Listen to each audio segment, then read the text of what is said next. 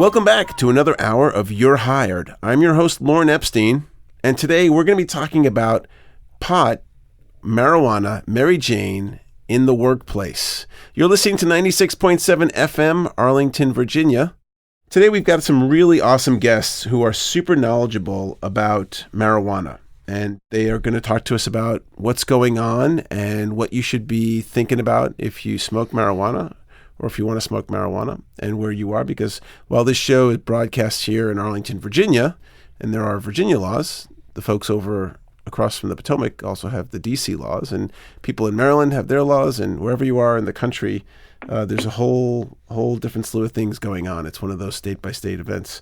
So with all of the changes to state laws now permitting recreational and medical marijuana use, HR professionals, people like myself, are feeling dazed and confused. There's lots of questions. And I think we want to kind of talk about some of these things. Like, is an employer required to accommodate the use of medical marijuana? That's something I think that kind of comes to my mind. And must an employer forgive an employee's use of recreational marijuana over the weekend if they're working? What if the employee is a truck driver or an elementary school teacher? Do these things come into play? So from what I understand, and I think my guests will correct me, 23 states and the District of Columbia. For those of you who don't know, listening to the show, the District of Columbia is not a state, which is a whole other show. These 23 states and D.C. have decriminalized medical marijuana. Is that right? 23 states? 30. Okay. Well, I'm going to introduce my guests in a second. And these laws, they vary greatly depending on where you are. So it's really important that if you're a user, you need to know the laws where you are or wherever you travel. So with that, I want to introduce my guests. First, I want to welcome attorney Jim Reidy. Jim, welcome to the show. Thanks so much. Jim is a partner with the law firm Sheehan Phinney Bass and Green in Manchester, New Hampshire. He is the chair of the firm's labor and employment practice group. He represents clients throughout the U.S. Jim represents management in all manner of workplace issues. He has been a workplace law resource for several media outlets, including CNN, The Washington Post, The Wall Street Journal, Bloomberg, and NPR. Most recently, he was asked to comment on the workplace impact of changing marijuana laws. And with us from NORML, we have Justin Strekal. Am I pronouncing that right, Justin? Strekal. Strekal. Welcome to the show, Justin. Hey, thanks so much for having me, Lauren. Tell us a little bit about yourself, because I don't have your bio. Again, my name is Justin, and I'm the new political director at NORML. I've been there for about 6 months now, and I represent the organization on the Hill as a lobbyist and as a strategist to the over 150 chapters that we have worldwide. And NORML's been around for the last 47 years. Since 1970. And they're a 501c4. We have C4, C3 in a pack. That basically supports the legalization of marijuana. Yes, we do our work to represent the consumer side of things. Gotcha. So I think it's a complex issue, and I think, the first thing we probably want to kind of understand is, well, why is it a complex issue? So, Jim, what has this be such a kind of strange issue for us in the United States as far as why it's legal in different places and why it's not? Well, I think that, a couple of things. One is you've got the difference between federal and state law, and Justin can speak to that, but I think that the complicating factor for HR is that a lot of these companies don't just have one operation in one state. They're often in several states, several different regions. And like anything else, well, like several topics, they have to then figure out what's the law, the applicable law in that state. And oftentimes it's different from state to state. Likewise, a few years ago when you had your first few states that adopted laws dealing with recreational marijuana, there was a conflict between federal and state law, and specifically with regard to enforcement.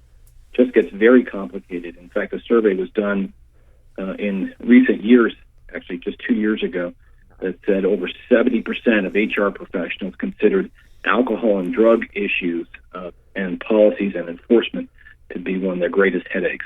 So would you say, I was going to, thinking about this, I think back to Nixon and the drug wars.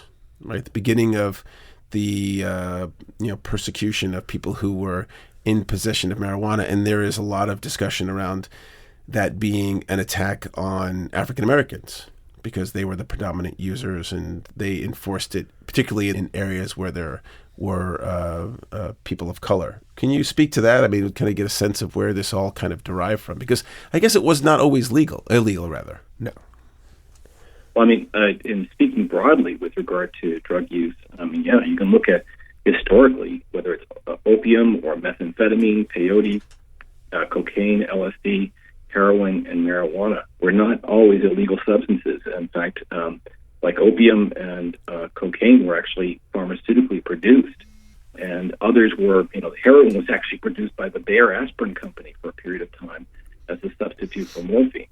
So a lot of these were at one time legal, and then you're right. I think somewhere around the late 60s, early 70s, based upon abuse of what was once considered to be actually a wellness aid or something that was harmless, and then with addiction, around 1970, many of those substances became illegal. And once it became illegal, was it illegal? It started illegal at the federal level. Is that correct? That's right. And then the states subsequently carried out their own laws. Right. And it was illegal in every state. And we're talking about marijuana specifically. Yeah. Yes, until recently, and Justin can speak to that, until recently it was illegal in all states. And then that has changed, and now some 30 states, whether it's recreational or medical marijuana, have adopted in one form or another, and other states have looked at decriminalizing certain amounts of marijuana. Now, we're going to get. I'd love to hear more about the decriminalization, but for the last 40 or 50 years, it's been a criminal offense to have marijuana. What's been the effect of that on our culture, our society, and who's paid the heavier price and who's not? So to give context, it was first federally made illegal in 1937. And marijuana, yes. And then in the Nixon years, Ehrlichman actually later said a quote. He said, "We knew we couldn't make it illegal to be either against the war or black, but by getting the public to associate the hippies with marijuana and the blacks with heroin, and then criminalizing both heavily, we could disrupt those communities." Right. And so who was Ehrlichman? Because a lot of people... former advisor to Nixon. So that we saw during the ramp up of the war on drugs. Who went to jail, by the way. Who went to jail. And during the 70s, we did see progress as far as the decriminalization of marijuana. We saw a few states, including the state of Mississippi. It's a state that I cite often. They decriminalized in 1978. And when we're working in states like Idaho or Utah... So wait, hold on a second. This is a really interesting thing. I don't think I knew this. What was decriminalized? It was like in Mississippi. Let me define decriminalized. So the way that NORML defines the decriminalization of marijuana is no threat of jail time on the first offense. So in Mississippi, if you are cited for possession or charged with possession of marijuana, possession of marijuana is having marijuana. Yeah.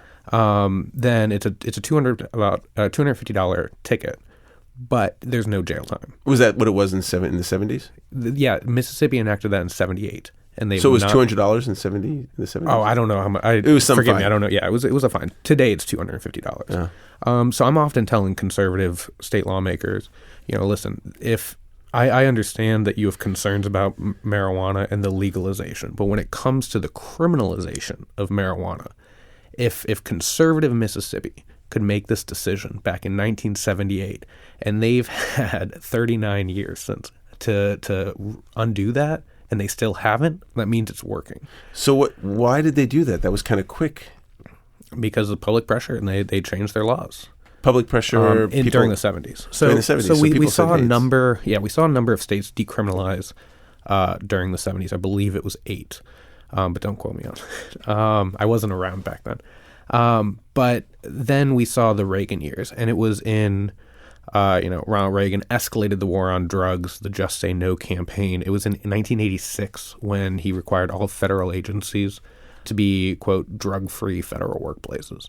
And since then, we've seen a number of pieces of legislation and executive orders to escalate the detection of trace metabolic elements of marijuana in federal employees. And not just marijuana, but all of these. Yeah. Cocaine. Yeah.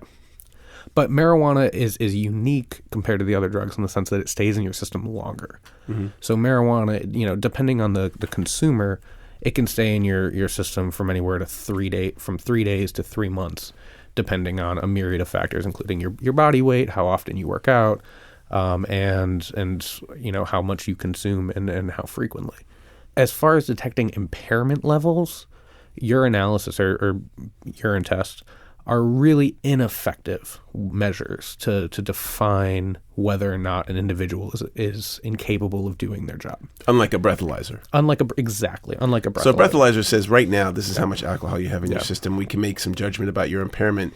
But with marijuana, irrespective of its criminalization, it's really kind of hard to say whether this is affecting you. Yeah, there's been a lot of studying on But again, this. I want to get focused back on this history. So the states started to make it legal, a few, but then Reagan said decriminalize. Just say no, decriminalize. And then the federal came down pretty hard on marijuana, which drove the prices up.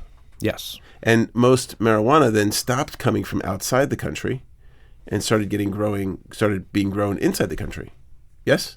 No? I don't know of any hard data to support that. When you put it in a black market, we don't have the ability to know. We know how much is seized when it comes across the border, and we can make projections on how much is coming over. We know how much is seized that was claimed to be grown here in the United States. And we can make projections about how much illegal marijuana. But at the end of the day, this is another reason why we need to take it out of the black market and put it into a well-regulated, transparent marketplace, similar to alcohol or tobacco. So who were some of the biggest losers in the 70s and 80s with this drug war that began, particularly around marijuana? Minority communities. The ACLU just did a report a couple of years ago saying that nationwide, the racial disparities in marijuana charges are 4-1 for African Americans compared to their white neighbors. And why is that? Because of the systemic racism in our community, and that. But no, physically, why is that? I mean, I get people are racists. Yeah. But why does that actually happen? Is it that the police go to the black communities more and arrest criminal? more? Yeah, no. I mean, a part of it is the larger presence of a police force in predominantly minority communities, and a part of it is just the systematic bias within the system. I mean, I when I was younger was caught with marijuana. I was 17 years old in Cleveland, Ohio, and the cop let me go. Why? Because I was sitting there. I was with my other white friend. I was pulled over.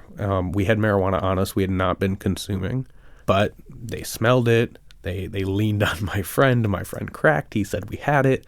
They took it, and then they just let us go. So they took your pot? Yeah, they took my pot. Probably smoked your pot. Well, I wouldn't doubt it. I mean, they didn't make me sign a form documenting that they took the 8 joints that I had on me at the time. So there's a very real possibility that they just I don't know.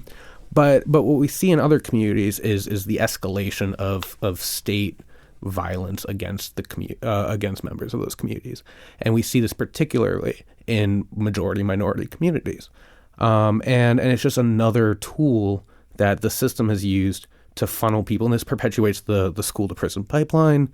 This has to do with the school to prison pipeline. Oh, okay. We have private prisons where the state has a contract with a private corporation that they are required to fill a number of beds and in that prison. And what's an easy thing to do? Bust kids for marijuana, bust young people for marijuana. And then they saddle these individuals with criminal records for the rest of their life. That makes it harder for them to get a job. It makes it harder for them to find housing and, any other social service need. And so is there a dollar value, a cost to society about this? There's a lot of different numbers I could throw out. Some of them we can talk about how much it costs to house an inmate, which, varies by state from $16,000 to $36,000 a year. We can talk about the lost economic generation from a worker being taken out of a community. We can talk about the fact that, in some companies, the FBI recently was saying that it's hard for them to find hackers who don't smoke marijuana because of federal employment regulations. Right. Yeah, when they want to hire people who are good at computers, most of them use marijuana. Yeah. Right. Yeah. And I imagine a lot of people use marijuana in this generation. Just because. Polling that came out a week and a half ago showed over 50% of the country has tried marijuana. 22% consumed it within the last year, and 14% are regular consumers. I mean, they've used it within the last month. Jim, can you comment on what you think the effects have been of marijuana being illegal for the past 10, 20, 30 years? Versus the marijuana, I mean, I mean, I got to look at the compliance issues, but on the broader issue of whether it's considered gateway or not, I actually look at the global issues of prescription drugs, illegal or illicit drugs, and alcohol, which is, of course, a legal drug, and the impact upon the workplace, and whether we're talking about absenteeism or we're talking about lost productivity or increased workplace accidents, increased workers' comp costs or wellness issues, it's significant. And I'm not tying this specifically back to marijuana. That is a concern of a lot of employers, and I know that Justin, as his work on the Hill, tries to address those issues with conservative or other lawmakers. From an HR standpoint, the issue is, whether someone is ready, willing, and able to work and working. And I will tell you, tying into that last point, though, a lot of my clients across the country have said, we're in some states, like Little New Hampshire, we're at 2.3% unemployment. Unemployment being 4%, rather full employment being 4%.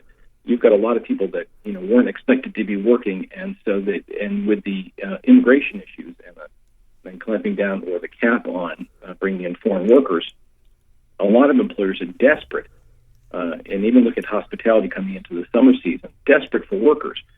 I've seen, and we can get to this in a few minutes, but I've seen a lot of my clients not testing pre-employment testing specifically for marijuana.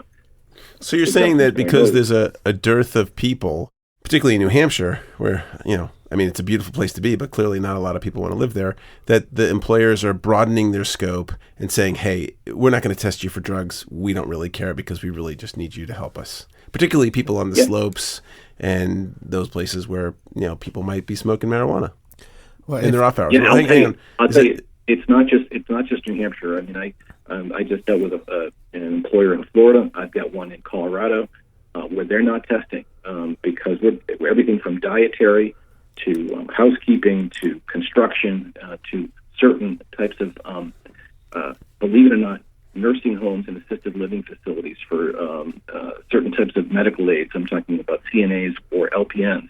They're not testing for them because there's going back to the statistic that Justin was referencing earlier, they're almost certain that a large part of the population will test positive in one form or another for using marijuana, and they would be therefore ruled out. Therefore, they're not testing. I have a fishery that does work both here, Canada, and in Southeast Asia, but and they're not testing for marijuana anymore either for their production workers. They just simply say, look, we'd exclude a whole group of people, and as long as they can function properly, which that is a question as to how they can determine that, they're not testing at the entry point, the beginning of employment for marijuana.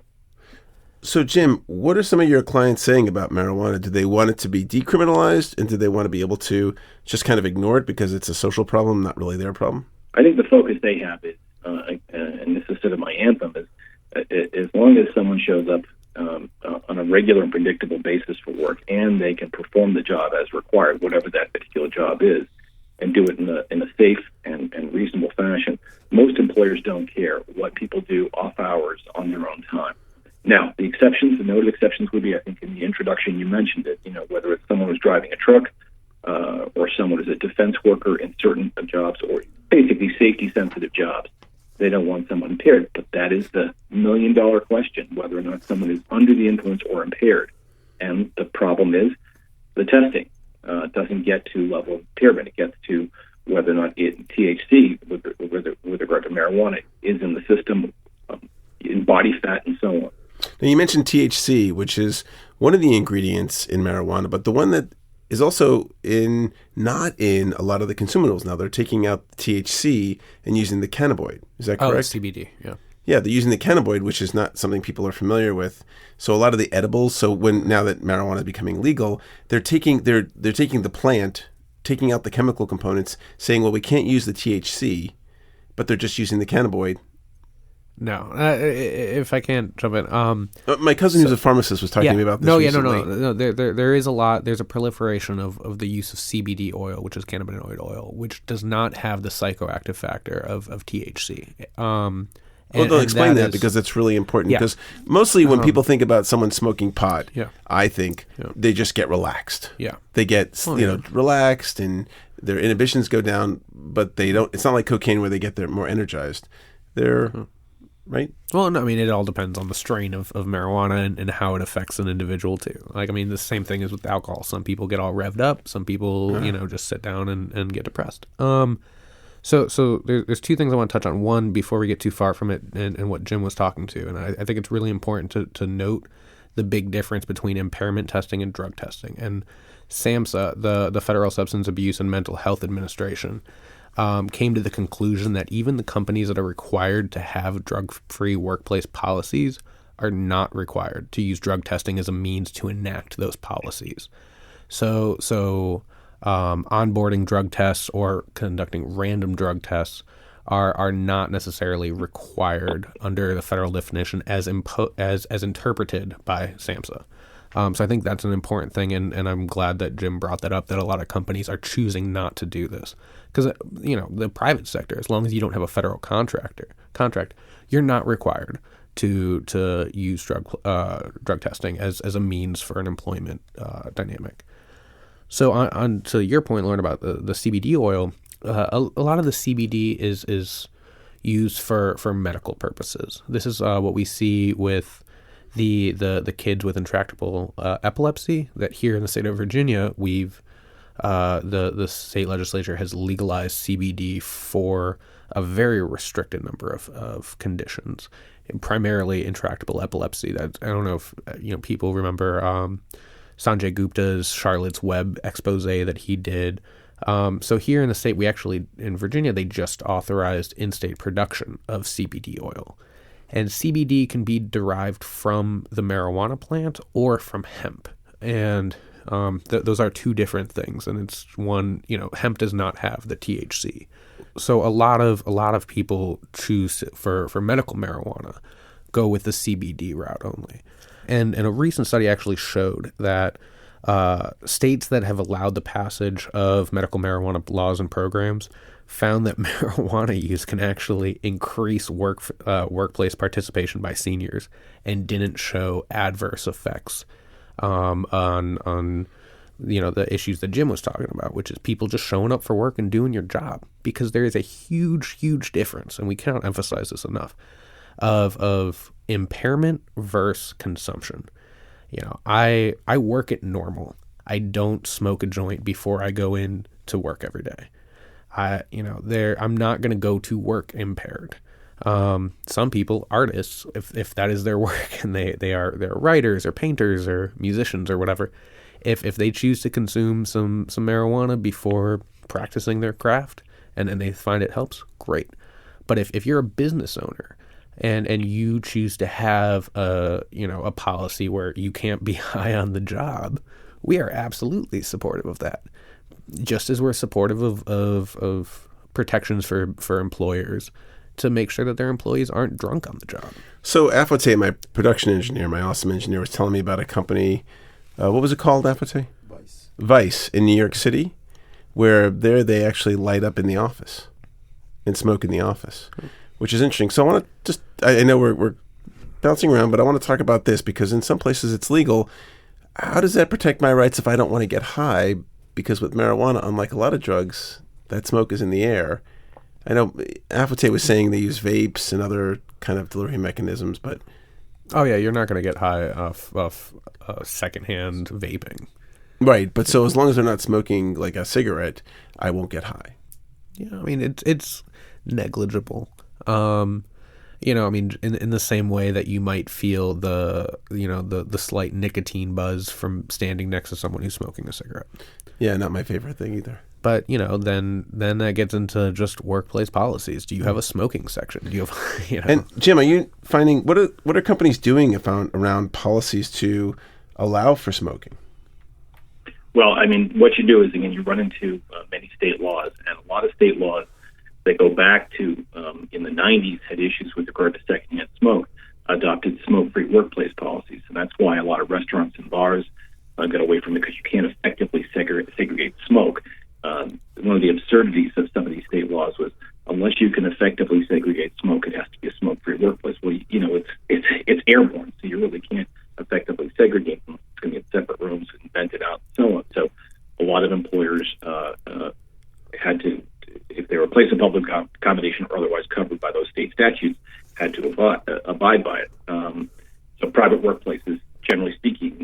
free for wellness purposes. So the question comes up, and I think I heard the term vaping a second ago, and that with regard to other substances, I'm not talking about marijuana here, but so the electronic cigarettes or vaping, and a lot of the state laws actually include things that imitate cigarette smoking. So a question came up for a couple of my clients in the last 6 months with the liberalization of marijuana laws. They said, well, what's going to happen when somebody wants to smoke pot on premises? And so the first answer is, well, you look at your state law, you also look at the federal law, but you also look at state law with regard to and what's your workplace policy? Do you allow smoking on premises? And because that does apply. And so that was one. But actually I had a unique circumstance with a nursing home that I represent. And for purposes of medical marijuana, they said, well, our residents want to smoke marijuana, and they have a note from their doctor, not a prescription, but a note from the doctor with recommendation for that. And in that instance, they said, well, there's actually another delivery system you can have as opposed to smoking. So, but it depends on the state, and it depends on the employer. And Jim brought up a really good point, which is alternatives to the smoking of herbal cannabis, which is, it can be vaped, it can be, tinctures. So let's talk about, vaping is... So vaping is the THC is put into an oil form, and then you just heat it up with a coil, and it vaporizes. And it looks like a cigarette. And it looks like one of those e-cigarettes, right? Right. So now we actually just saw in the 30th state adopt a medical marijuana program. It was West Virginia. And they did something that a lot of other states are doing, which is they prohibited herbal cannabis or just the buds, right? So once they get their regulatory system and their dispensaries up and running, you'll be able to get oils, you'll be able to get tinctures, you'll be able to get pills, all which include THC for medicinal purposes. But you don't have the herbal form, and they also they stripped out home grow rights, because if you're not allowed to have herbal cannabis, then you shouldn't be able to grow it yourself, under their rationale. And there's a lot of really interesting evidence and studies coming out about the consumption rates of herbal cannabis versus consuming it in other forms. And a lot of patients prefer inhaled herbal smoking marijuana as opposed to the tinctures or other or vaping it, because they feel that it gives them greater control of the ingestion of their medicine as recommended by a doctor, than taking it in pill form. And building off that, Jim earlier used the buzzword gateway. And I just want to address that the DEA no longer uses the long disproven gateway theory as a justification for marijuana's Schedule I substance classification. So what's your definitive on the word gateway and that whole theory? It's a word I can't use on the air. I think you can say bull. Oh, it's bull. Yeah. Okay. Yeah. No, it's in a lot of ways we're seeing, and again, this is all like data-driven things. We're seeing studies come out that show that marijuana can actually be a pathway out of addiction for those who are addicted to opioids and heroin. I believe we're seeing reductions in hospitalizations and mortalities from opioids in states that have passed medical marijuana laws. And so again, we're saying it can be a pathway out of addiction for those who are on harder drugs. And one of the biggest reasons why it was so easy for politicians and hacks to be able to sell the gateway theory was because it's a black market. And if you're going to your neighborhood drug dealer, they're not in a regulated marketplace. They're out there to make money, and they're probably not just selling marijuana. So you're seeing marijuana consumers being exposed to other products and having it pushed upon them. Sure. Because they have really great profit margins, right? Kind of like prohibition when people were drinking stuff and going blind. Yeah. So again, if we bring it into a regulated, transparent marketplace, we'll make sure we have quality controls. You'll know how the THC content and what it is you're getting. You'll know what kind it is. You can do, where it's from. And you won't be going to the drug dealer who's trying to push whatever else they're trying to push.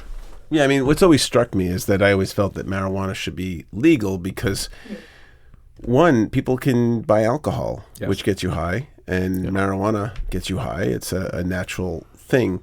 But also the cost, the social costs, the capital costs of putting people in jail for marijuana. I mean, it's not, I imagine if you're impaired and driving a truck, that's bad. But most people usually are just hanging out, smoking marijuana, and they're going to jail for a significant amount of time, and that's just costing this country a huge amount of treasure. Yeah. So let's talk about, Jim, what's going on now with the legalization. I know that your clients, I'm sure, are really interested in having it be more legal or decriminalized. Yeah, I mean, I think that so what's going on with legalization is employers are sort of looking at their drug enforcement policies, their drug and alcohol policies more particularly. They're looking at their testing procedures, if they have the option to test, when do they test, at pre-employment or only based upon post-accident or reasonable suspicion, if they test at all, and and focusing on, again, safety-sensitive positions, because that's what their greatest concern is.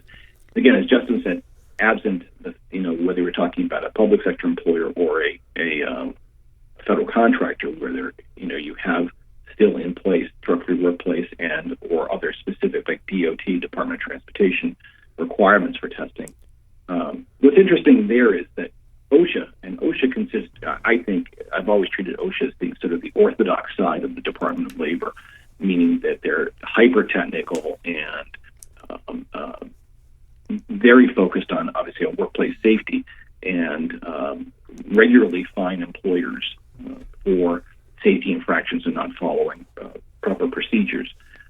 OSHA came out with guidance last year, and it stumbled for purposes of enforcement, but saying that unless you're talking about a DOT regulated employee, that employers should get rid of mandatory post-accident drug testing.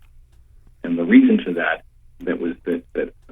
OSHA proffered was that if you have that testing in place, you actually make it there's an incentive for employees not to report workplace accidents, because if they find drugs in their system, that they could be discharged. So that's interesting, because again, OSHA's focus has always been on workplace safety and to a certain extent testing to ensure safety, even if it was the sort of the prophylactic effect of the risk or the possibility of testing would keep people from being under the influence or at least having drugs in their system. So that's an interesting sort of development in the last year. But what I'm seeing with my clients or sort of trends across the country is workplaces looking to reform their policy, update their policy, focus it better.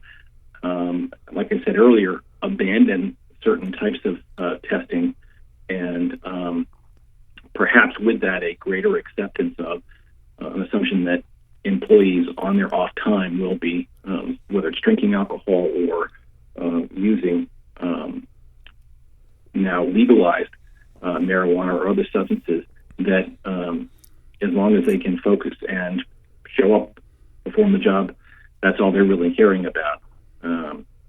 And again, looking for more and more skilled workers, and we've got an aging population, and there are restrictions on immigration.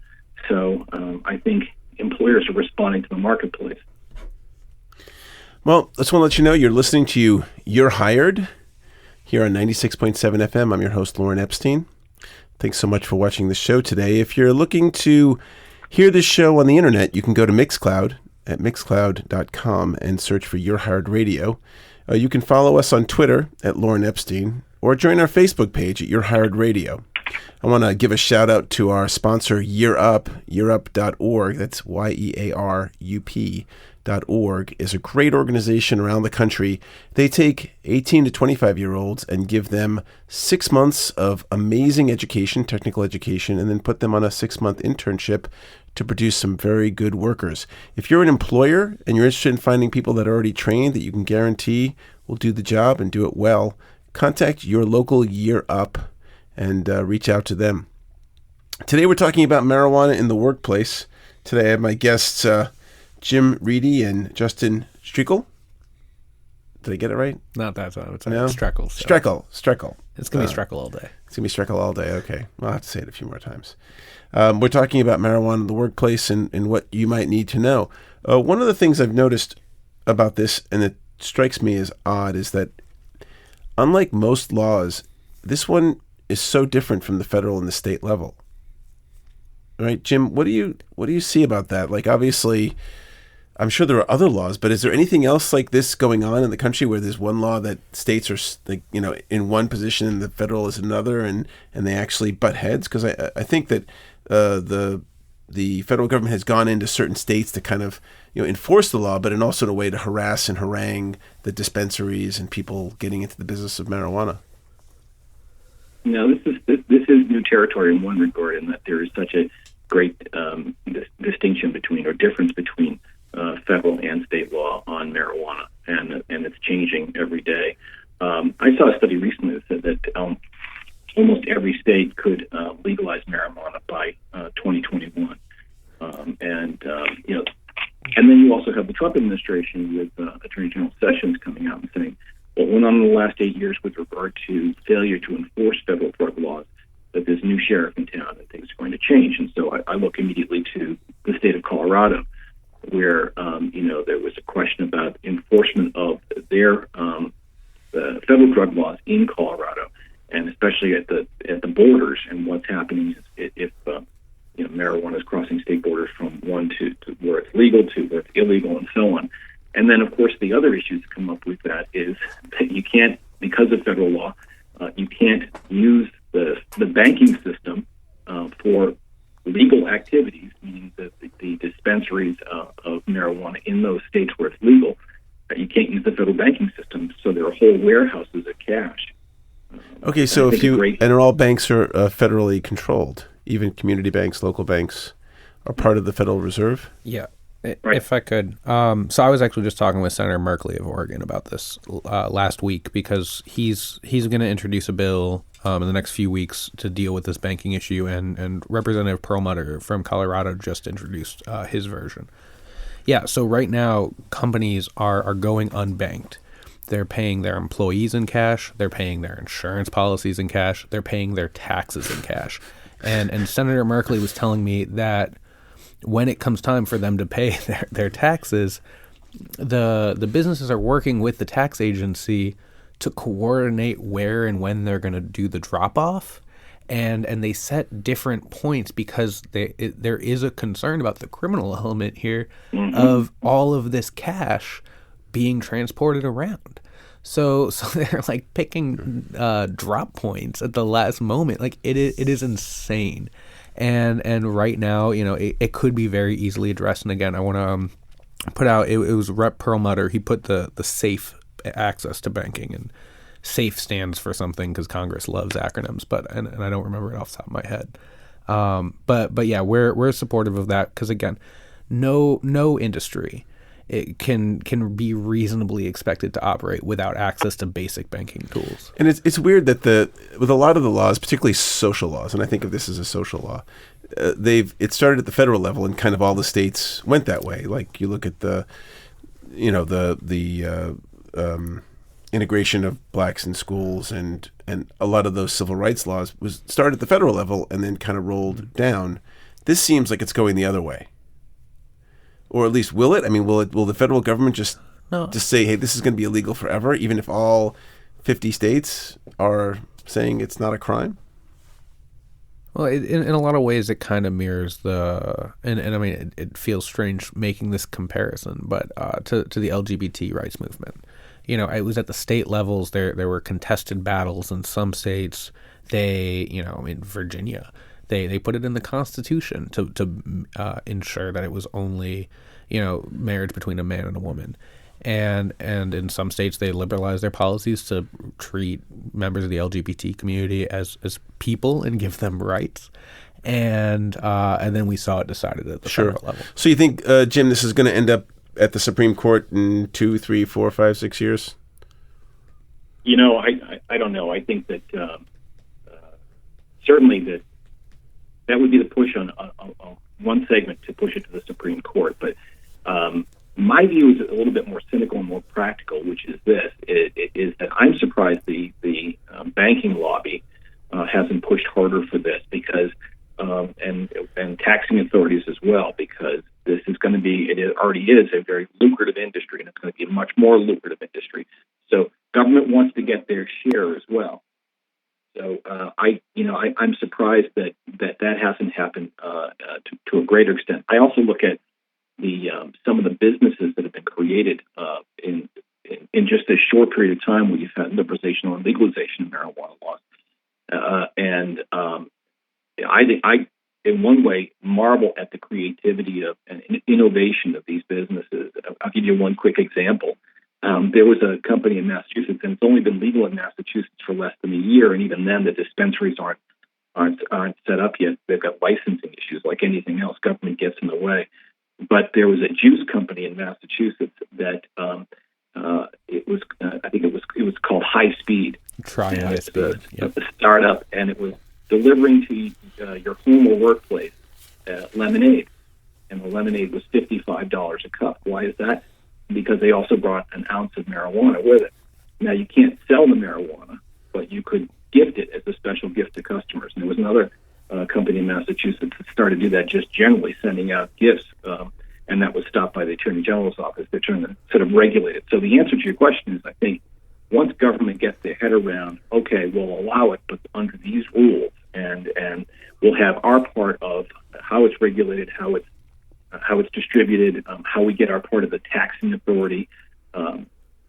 I think it's a matter of time. Whether it gets to the Supreme Court for purposes of enforcement because of the conflict between state and federal government, I think my view would be that's less likely. I think they're going to come to some sort of accord with regard to how it's distributed, how it's used, and how the laws are enforced. What are the dollars involved here? What's how big is this market? Wait, if I may jump in, just before any listeners go to Massachusetts, you only get an eighth of an ounce for $55, not an ounce.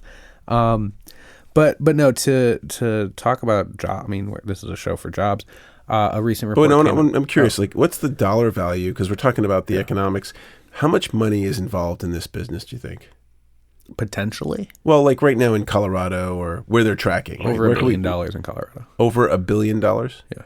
Yeah. So over two or just shy of $7 billion in legal marijuana sales last year. $7 billion. Yeah.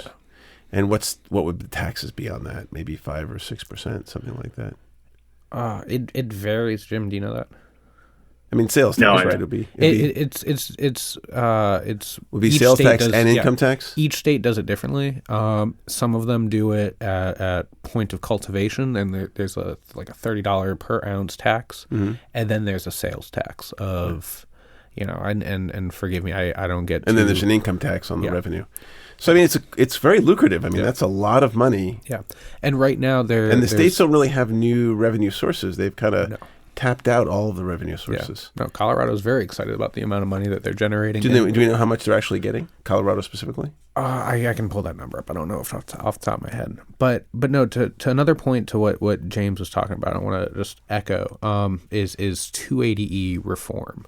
Because right now, what's 280E reform? It's a tax provision that allows businesses to be able to write things off, such as their employees' salaries, storefront rentals, general deductions. Yeah. And so right now, state lawful marijuana businesses are paying upwards of a 70% tax because they're unable to take the standard deductions that every single other business is able to take. Now, why is that? Because their business is illegal under federal law. I mean, so if their business is illegal under federal law, isn't there like a checkbox? But you still have to pay your taxes, and taxes. That's how they got Al Capone, is because Al Capone never paid his taxes. There is actually a statute in the tax code that says you have to report income generated through illegal activities. Right, and if you don't, that's a crime. And if you don't, that's a crime. So that's how they got Al Capone. So now you got all these businesses paying their taxes in cash. not getting the deductions that they should be getting as entrepreneurs and business owners. And they're paying it in cash because they can't get access to banking, and they're paying a higher effective tax rate than every other sector. So the velocity of change at the state level, you say 30 states now it's medical marijuana. Yes, and then 8 states plus the District of Columbia have legalized marijuana for adult consumption. Okay, and in these states where it's legalized, I can just go buy it and smoke it. Soon to be for some of the states. One of the not states is D.C., where because D.C. is not a state and Congress has authority over their budget, there was a rider attached by Congressman Andy Harris of Maryland. So if anyone's a constituent of Andy Harris from Maryland, please call your congressman and request that he not do this rider again. But that blocked the city from being able to generate tax revenue from the sale of marijuana. And that's how the city was going to run its regulatory structure. So the city's in a catch-22. We have legal marijuana. It's legal to consume. It's legal to possess. It's legal to grow. But it is illegal to sell because, they haven't been able to set up that regulatory structure. But no, there was a recent report over 122,000 jobs have been created as a result of the legalization of marijuana, be it adult use or medical. And these are, just so we're clear, these jobs are good paying? Oh yeah. Do we have a sense of how much they pay? That I got the number from an organization named Leafly, that they do great analysis on the marijuana, like the evolving marijuana climate. I mean, most of them are in states that have raised their minimum wages and things like that. So but people are getting paid good wages. Yeah. Plus, it's very low barrier to entry. You don't need a specialized degree to get the job necessarily. It's a low barrier to entry for some of the positions. But a lot of states are enacting really high barriers to entry for the marketplace for entrepreneurs, and we're seeing this in in West Virginia, which just legalized medicinal marijuana. There was an amendment to make it $100,000 to do the application to get one of the very limited licenses that the state is going to award to produce or dispense. And their negotiations yielded that it would only be $50,000. And we oppose those kind of strenuous barriers to entry into the marketplace. Sure. As a consumers lobby, we you don't do that with a hot dog stand. Yeah. We support we want to see a free market for marijuana that has low barriers to entry, so that way you can see the mom and pop shops. And we want to make sure that there are regulatory safeguards such as testing and things, so that way the consumer can know what it is they're getting, and a reasonable tax rate to cover that regulatory structure, plus give a little bit back for the common good of the state. So, Jim, let me ask you, because we're running out of time, but I wanted to know what would be your vision of marijuana in the workplace in the near future? I would compare it to alcohol in the workplace, and it's appropriate use, after hours or controlled during. I think Justin may be familiar with it. The company in California, they're called Kiva, Kiva, and they do edibles and with THC, and they actually promoted that better than your morning cup of coffee, and so on. But what's interesting about that, and maybe this is just sort of the evolution of it and education, they actually prohibit their employees from ingesting and using it. But what's the vision? I think I said before. I think it's updating policies that may be the policies that were back in the 70s or 80s. Being realistic about it, that given the proliferation of marijuana use, just like alcohol, that it's out there, and what are you really focused on? What are you really concerned about? Concerned about people for performing their jobs properly and having a quality product come out of your workplace, whatever that product is. So I think we're in that point where it's that odd time of the law catching up with our culture, with society. I sort of chuckle at it because, again, I look at the American innovation and investment, and I can just envision these venture capitalists out there just getting ready to invest in these businesses, and the inventiveness of the small and large businesses. I think ultimately government will recognize the benefits of control, as Justin was saying, for purposes of quality and the like, also cutting down on criminal justice costs. Again, going back to just the workplace, I think updated policies, realistic look at it, and within a very short period of time, it would be that it's a norm in almost every workplace that it's an acceptable use outside of the workplace, and as long as someone is not truly impaired, then it's just accepted. That's great. Jim, you're going to be out of work in a few years? 2021, you will be looking to do some different kind of law? The world would be a great place if it wasn't for all these people. I represent employers in all sorts of issues, so this will probably be one off of the docket, and it will just be, I focus on other things. Gotcha. And Jim, you've got a great Twitter handle, Labor Lawyer, right? At Labor Lawyer. Yes. How can folks reach you if they want to get a hold of you? That or through the website of the law firm. It's www.sheehan.com, and my contact information is there. Great. Thank you so much for being with us. Justin, thank you too. How can folks reach out to you? They can go to NORML, that's without an A, so NORML.org.